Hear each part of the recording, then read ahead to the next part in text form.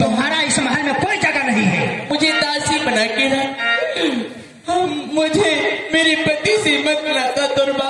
दासी बनने में तुम्हारा कोई जगह नहीं है। पापनी तो तुम हो, राक्षसनी तुम हो। जंगल में कैसी राती होगी, अपने सभी को बिताती होगी। आज मेरी महल आकर तुम मेरी पति से नाता करवाना चाहती हो। चुरुवर पानी में लेकर डूब के मर जाना चाहिए। पापनी बजनिया तुम और मुझे कर रही हो। भगवान के लिए जवा करते मुझे ज्यादा बकवास किया तो तुझे गला घोट कर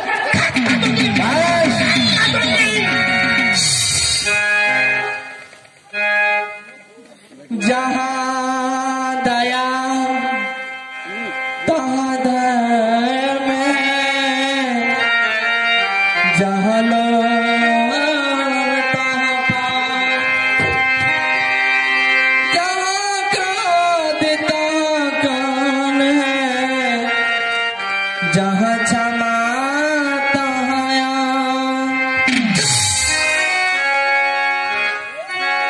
कब तक यारी रखवा ए राजा, कब तक यारी रखवा। महमाया ठगिनिया से, महमाया ठगिनिया से होशियारी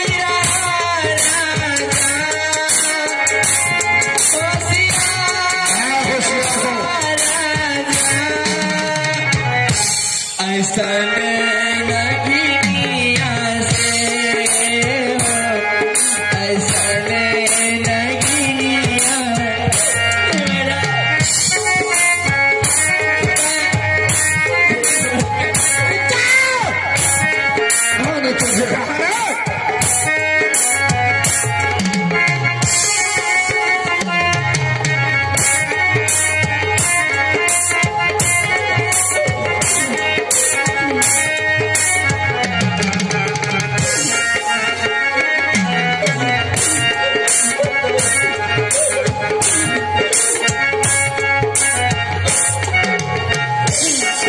तुझे चुपके तहरा दरवाजा पर आए, हो जाइबा बस में जब घर का भीतर आए।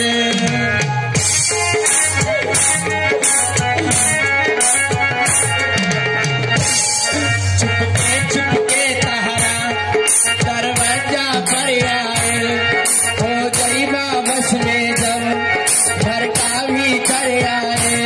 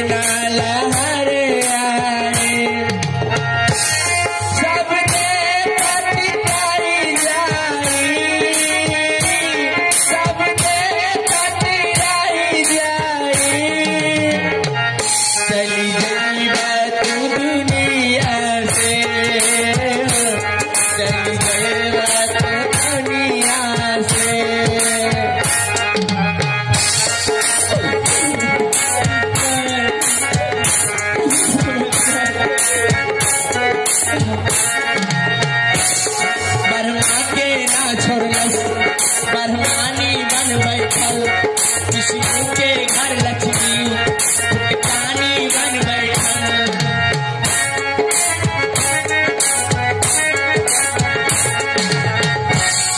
ब्रह्मा के ना छोड़लस, ब्रह्मानी बन बैठल, विष्णु के घर लक्ष्मी फुटकानी बन बैठल।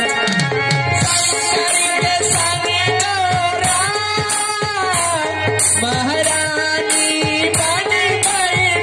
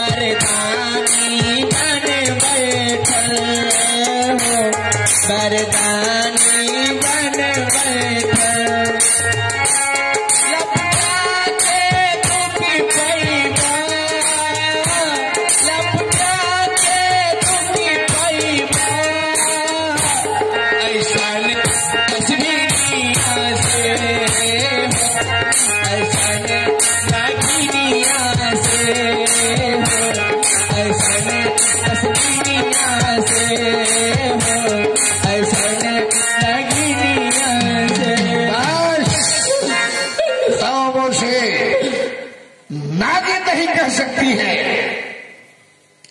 तो इस महल के अंदर में अब तेरा कोई संबंध नहीं है, मगर में तेरा किसी से रिश्ता नहीं है। अरे ओ दासी, कहां गई तुम? जाओ, इनके शरीर पर जो भी जेवरात है, सुंदर सा वस्त्र है,